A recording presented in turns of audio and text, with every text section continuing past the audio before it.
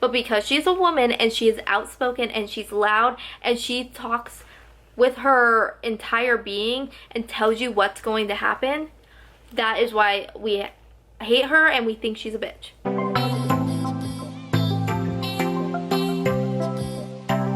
Hello everybody, welcome back to my channel. My name is Allison if you're new here, and welcome to Wonderland. Today we are talking about unpopular book opinions. A couple weeks ago I didn't feel like I had a ton of unpopular book opinions, but then I found out I have a lot of unpopular book opinions. So I wrote down a list and I'm about to spill this tea.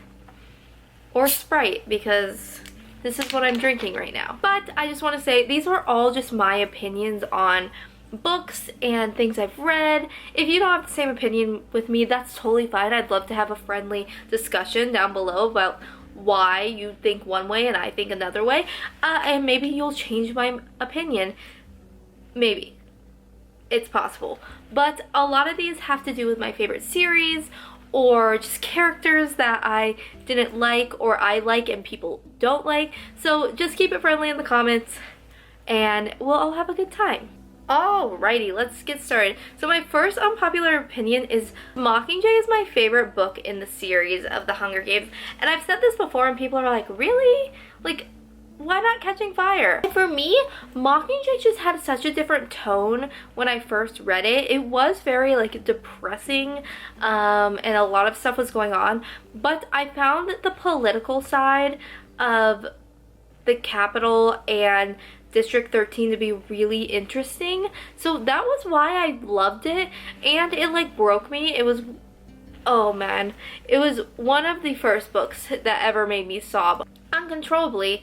And I also love the movies. They're really good. My next unpopular opinion is that I loved the Fallen adaptation.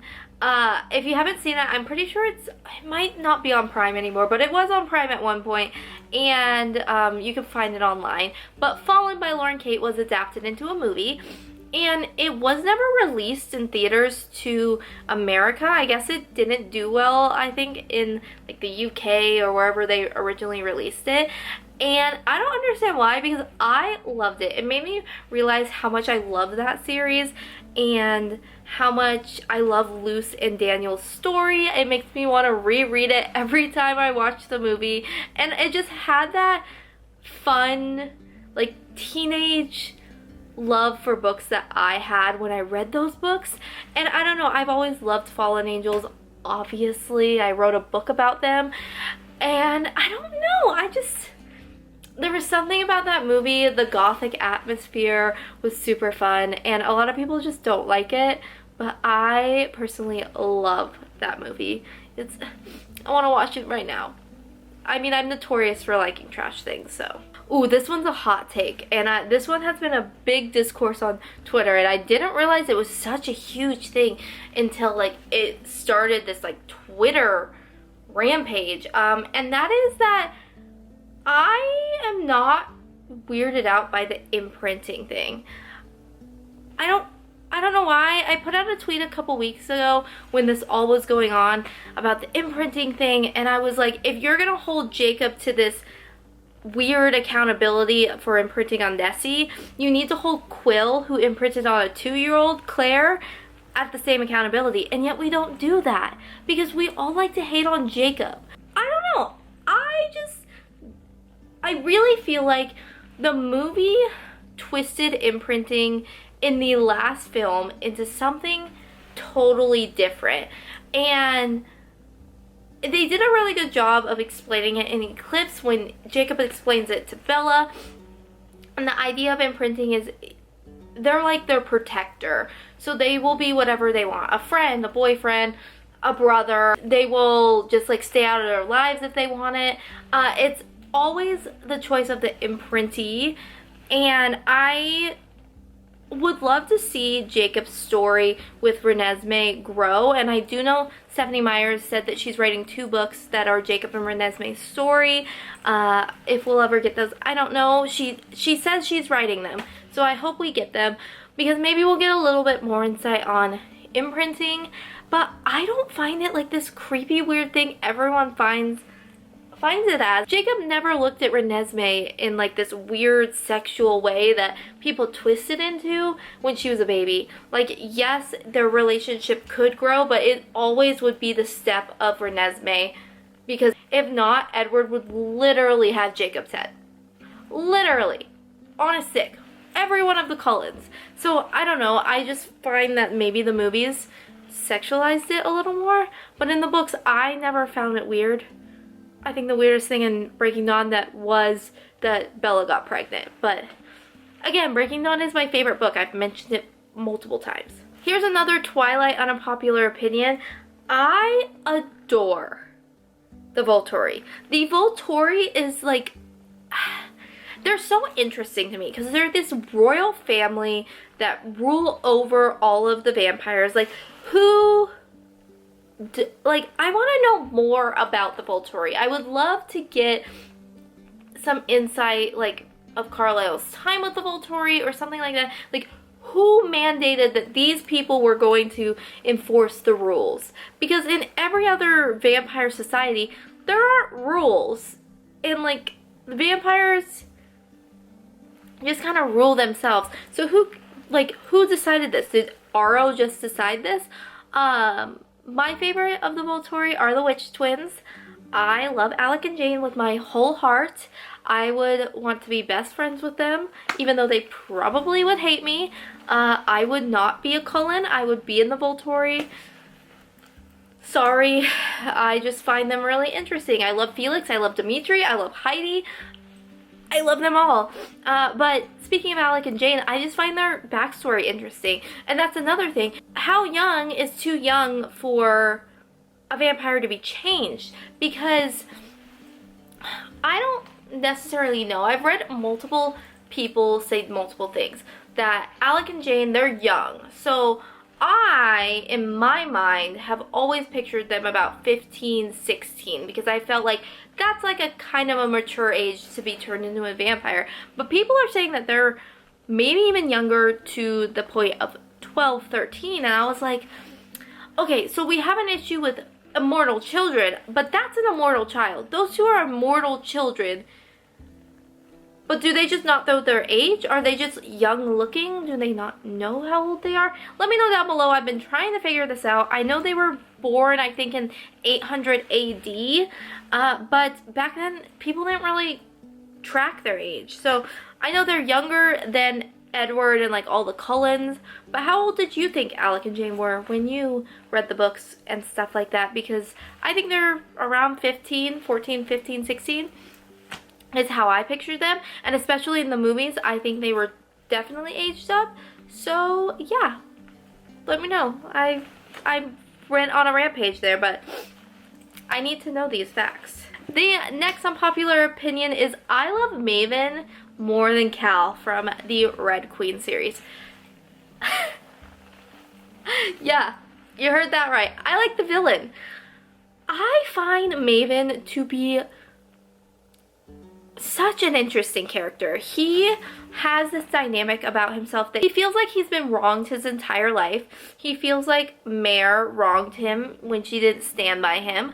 And I don't know, Cal is just very vanilla to me. Like, he's just the standard princely idea. And he reminds me of Dorian from Throne of Glass. Like, they're the same kind of like this princely figured person. And I don't know, I just have always found Maven more interesting. I think the one scene that made it super interesting for me was in King's Cage when Mare goes to his room and he's just like sitting in this giant bathtub talking to her in this like condescending like way. It might be in this moment or a moment in King's Cage, I can't remember. It's been a while since I read it, but he says the quote, "I could set fire to this world and call it rain." And I just, from the moment he said that, I was like, I'm in love with you, I love you. And that's just that. I think he's a really cool villain. I've always loved villain kind of characters. Obviously, I love the Volturi, I love Draco Malfoy, I love Sebastian Morgenstern. I just have always gone towards the darker character, maybe because they feel like they're more dynamic, but yeah. Ooh, this one's a hot take. I think John Green is overrated. I said it out loud. I said it with my full chest. I don't really enjoy John Green's books anymore. The only one that I truly still love is Looking for Alaska. That's because it has sentimental value to me in the time I read it, and I like Alaska Young. I love the Hulu show of that. But like, I reread The Fault in Our Stars and Paper Towns, and I was just like, meh, like this is boring. And I got rid of like all my other John Green books. I haven't read Turtles All the Way Down, which I have heard people say is his best book, so I do need to read it. I haven't, but I don't know, I just am not a John Green fan, and I think he got really popular in like the early like 2010 like era when The Fault in Our Stars came out, because obviously he was a YouTuber and he wrote these books and they were like these sad teenage books, and the movie was good. I love The Fault in Our Stars movie, but I just, he's not my cup of tea anymore. His writing just doesn't hit me in the feels like it used to. Like, I read The Fault in Our Stars and I didn't even shed a tear. Hold on to your seatbelts, all of my classic lovers. I do not like Jane Austen books. I never have. The only one that I like was Emma, and that's because Emma had authority. She was a strong woman. I really don't like Pride and Prejudice because I don't like Mr. Darcy. That's another one of my unpopular opinions. I don't like Mr. Darcy. Now, I've never seen the Keira Knightley version of the Pride and Prejudice movies, so I could like that. I'm planning on doing a video reaction of me watching that, so hopefully maybe it'll change my opinion, but I think Mr. Darcy is a pompous ass. I just don't like him. I think he's just rude. From the first second we meet him, and then all of a sudden he's in love with her. Like, it wasn't enemies to lovers for me. It was, I want to punch you in the face, Mr. Darcy. So hopefully the Keira Knightley version can change my mind, because I always wanted to like Mr. Darcy, but I didn't. Alright, so the last are all A Court of Thorns and Roses series type of opinions, because I have a lot of opinions and I've been talking to people about this series for a while now, and it's my most recent completed series that I read. So I have a lot of opinions on this. If you want to skip this, I totally understand, but I have a lot of them and they are very unpopular and people get real mad when I talk about these, but I don't even care at this point. So the first two are about Rhysand. Oh, Rhysand. He's not my favorite character in the book, and that's just because I'm more of a Cassian girl, but I think Rhysand is a hypocrite. I think the way that him and Feyre treated Nesta at the end of A Court of Frost and Starlight is horrendous. She has major trauma, and just because she does not deal with it in a pretty way like Feyre and Elaine did, does not make her trauma any less valid. It doesn't make it so she can't deal with that. She's dealing with it as drinking her sorrows away and having sex with guys because she wants to feel something and take back control about what happened with the other guy in the mortal world. I mean, if you look at it, Nesta never wanted to be Fae, and here she is being Fae. She never wanted to be in this inner circle. She doesn't want to be in the family. She is angry that Cassian might be her mate because she doesn't believe in mates. She doesn't believe in belonging to someone in that way because all of the love that she's ever seen has been horrific or fallen apart through death or just evil kind of ways. And so I think Rhysand is a giant hypocrite for sending Nesta away, and maybe it'll be good for her. I don't know. The next book will tell. He allowed Feyre to deal with her trauma in the way she saw fit, and he allows Elaine to do it as well. And just because one is your mate and one deals with it in a pretty way, where tree number 4 over there only sits and reads books and gardens and bakes and doesn't bother you, doesn't make the way Nesta deals with her trauma any less valid.